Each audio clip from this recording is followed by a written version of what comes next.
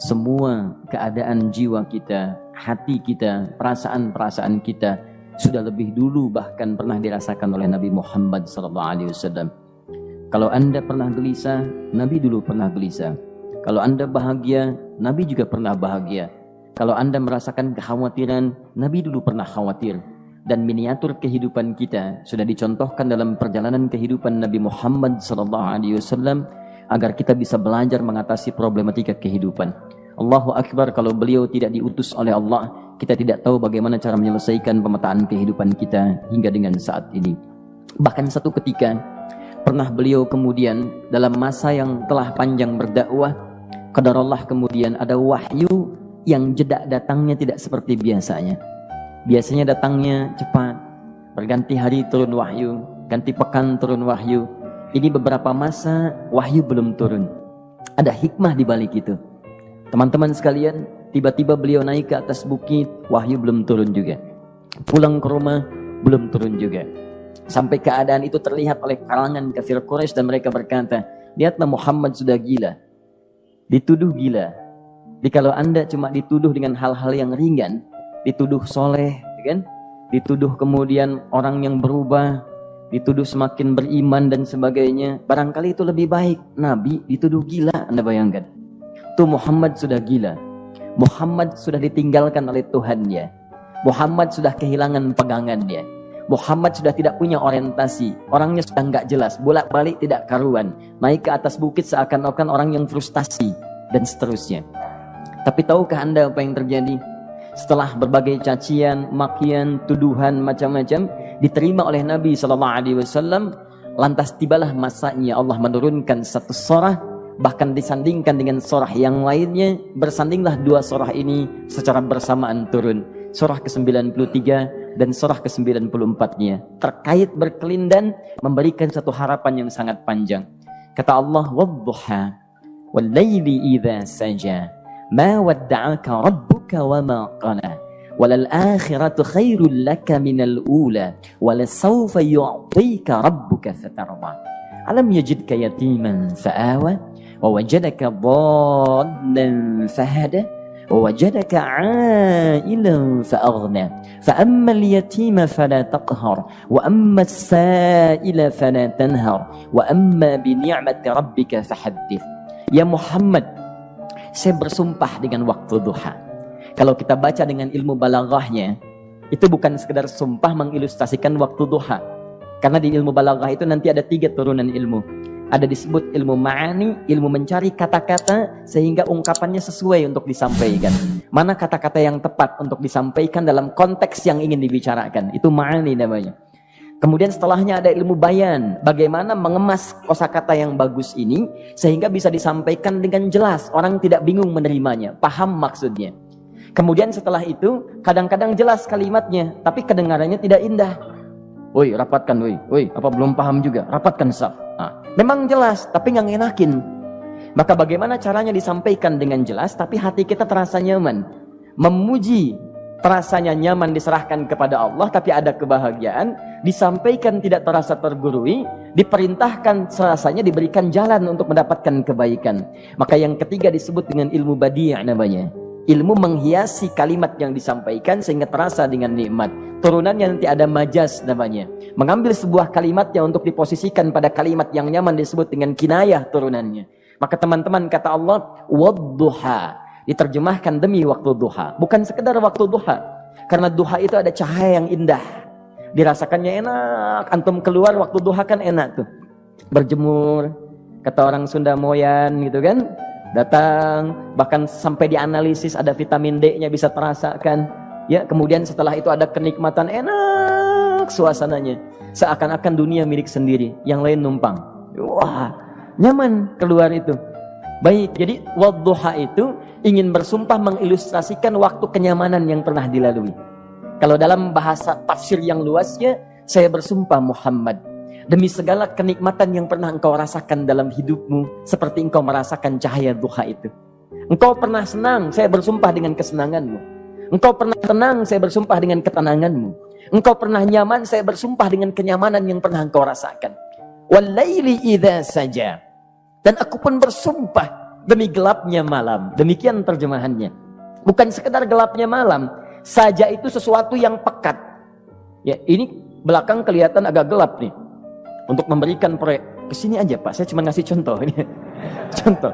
Saya bukan mengeluh, bukan, ingin memberi contoh. Ya, contoh pada ilustrasi yang mau saya sampaikan. Nggak apa-apa, biarkan saja. Saya mau contoh kasih kata saja. Ya, ini belakang agak gelap untuk memproyeksikan cahaya ke sini. Tapi yang mau saya sampaikan, kalau gelapnya begitu pekat, semua cahaya ini nggak ada. Cahaya nggak ada nih, sama sekali tidak kelihatan. Saya mau tanya pada Anda, beraktivitasnya mudah atau sulit? Mudah nggak menemukan sendal Anda di luar? Belum tentu. Menemukan jalan keluar pun belum tentu mudah. Anda mesti meraba-raba jalan. Anda mesti kemudian melihat sesuatu dengan pandangan mata hati Anda. Raba, dan sebagainya. Sampai menemukan jalan itu pun belum tentu benar. Itulah yang disebut dengan gelapnya malam saja pekat. Kadang-kadang ada orang yang menghadapi satu kesulitan yang pekat, suasananya siang, cuman karena masalahnya begitu pekat seakan-akan membuat diri dia gelap. Jalan susah, limbung gitu. Kenapa gelap ya? Padahal terang. Karena masalah menggelimuti dirinya seakan-akan dia diselimuti masalah yang gelap. Bimbang dia, makan nggak enak, minum nggak nyaman, dan seterusnya. Ya, biasanya makan ayam tenang, ini dikasih yang lebih enak juga rasanya pahit, nggak enak zamannya. Maka kalau kita ilustrasikan dalam suasana tadi Muhammad, saya bersumpah, engkau pernah hidup nyaman, ataupun engkau mengalami masalah yang sangat pekat dalam kehidupan. Engkau alami sesuatu yang dahsyat, sampai engkau bingung, bimbang, pekat, mereka menuduhmu dengan macam-macam. Ma wadda'aka rabbuka wa ma qala. Saya pastikan kepadamu, dalam keadaan nyamanmu seperti dulu, ataupun engkau bimbang seperti sekarang, Tuhanmu tidak akan pernah meninggalkanmu ataupun menuduhmu gila. Orang-orang yang dekat dengan Allah Subhanahu wa ta'ala, maka Allah akan menjaganya, baik dalam keadaan yang tenang dan nyaman, ataupun dalam kesulitan yang luar biasa. Walal akhiratu khairul laka minal ula. Nanti saya akan tunjukkan kepadamu, jika kamu telah tabah dan sabar menerima cacian mereka, menerima tuduhan mereka, nggak apa-apa, ini kan muqaddimah. Masa kamu masih panjang. Kamu masih panjang dalam berdakwah, kehidupan kamu masih panjang membawa tugas dan misi. Kalau kamu belum bersabar pada yang sekarang, bagaimana dengan yang di masa depan? Tapi saya pastikan kepadamu, jangankan yang seperti ini, masalah pekat yang paling hebat pun kamu akan hadapi, yang membuat kamu sedemikian sulit lebih daripada ini, yakinkan pada jiwamu, aku tidak akan pernah meninggalkanmu. Ini prinsip dalam kehidupan kita. Jika Anda menggantungkan hidup kepada Allah, Anda bersandar dengan baik kepada Allah, maka ayat ini akan mengatakan, teman-teman sekalian, Allah tidak akan pernah meninggalkan Anda dalam setiap kehidupan Anda. Nanti, sekarang perjuangan. Kata Allah, walal akhiratu khairul laka minal ula. Nanti saat kamu tiba di akhirat, saya akan tunjukkan kepadamu ada yang lebih hebat yang tidak pernah engkau rasakan sebelumnya saat di bumi. Tidak akan ada lagi kesulitan yang kamu hadapi. Tidak akan ada lagi cacian yang kamu kemudian hadapi. Tidak ada lagi kemudian tuduhan yang kemudian kamu rasakan. Aku akan berikan apapun yang kamu inginkan sampai kamu puas. Wala sawfa yu'tika rabbuka fatarda. Nanti kamu pengen apapun, aku berikan. Kalau sawfa masih ada jeda, ya. Kalau bahasanya wa yu'tika mungkin seketika. Tapi ketika mengatakan saufa, artinya bukan saat ini Muhammad. Sekarang pun aku berikan, tapi nanti yang di akhirat aku berikan sampai kamu merasa puas. Ayo minta apa saja. Hadir, hadir, hadir, hadir. Tapi yang paling indah, kalau kamu tidak percaya, alam yajidka yatiman sa'awa. Cobalah ingat, kalau sekarang sedang susah, coba ingat dulu. Bukankah saat kamu yatim, aku yang merawat sampai kamu tidak merasakan kegelisahan itu? Lahir bapak tidak ada, aku cukupkan dengan kakek. Kakek meninggal, aku hadirkan ibu dan paman hadir di sekitaranmu. Ibu meninggal, ada kakek. Kakek meninggal, ada paman. Dan Khadijah hadir di sekitaranmu. Bukankah aku rawat pada saat itu? Wajadaka dhallan fahada. Kamu sedang bingung, sedang susah. Bukankah sering aku berikan petunjuk kepadamu? Wajadaka ailan fa'aghna. Kamu merasakan kesulitan, lahir dalam keadaan yatim, tidak ada pendukung, maka aku jadikan kaya. Bukankah saat kamu menikah dengan Khadijah, aku tambahkan lagi pendukung untuk misi dakwahmu? Ini pesan dalam Al-Quran. Kalau Anda sedang merasa susah, kalau ingin menenangkan diri, ingat-ingat yang baik-baik yang dulu. Kalau Anda sedang jatuh dalam bisnis, ingat-ingat saat Anda meningkat dalam bisnis Anda. Allah tidak pernah tinggalkan Anda. Mungkin ini ujian untuk membuat Anda lebih hebat lagi di masa depan. Kalau Anda tidak tahan bantingan yang sekarang, bagaimana Anda bisa mengatasi pelintiran yang akan datang? Karena dalam kehidupan bukan cuma dibanting. Anda mungkin mengalami penyingkiran, penyungkuran, lipatan, guntingan, bantingan, macam-macam. Jikalau satu gaya belum bisa Anda atasi, bagaimana Anda bisa berharap mendapatkan turunan yang lainnya? Selalu ingat bahwa jika hidup Anda ingin tampil gaya, Anda harus merasakan tekanan dalam kehidupan. Karena F selalu berbanding lurus dengan P, hukum Pascalnya. Gaya berbanding lurus dengan tekanan. Orang yang ingin tampil gaya dalam kehidupan, maka dia mesti siap menghadapi tantangan-tantangan hidup yang diatasi. Turun ayat sampai ujungnya. Jikalau kamu sudah begini lagi, jangan pernah kamu membentak orang lain. Jangan pernah merendahkan orang lain. Karena Allah pun menjaga setiap hamba sepanjang ia mendekat kepadamu. Setelah itulah turun kemudian surah Al-Insyirah. Alam nashrah lakas sadrak. Antum kenal Nabi Musa? Baik. Tapi agak lumayan lah. Tadi saya di Soreang kenal Fir'aun. Di sini Musa. Baik, alhamdulillah.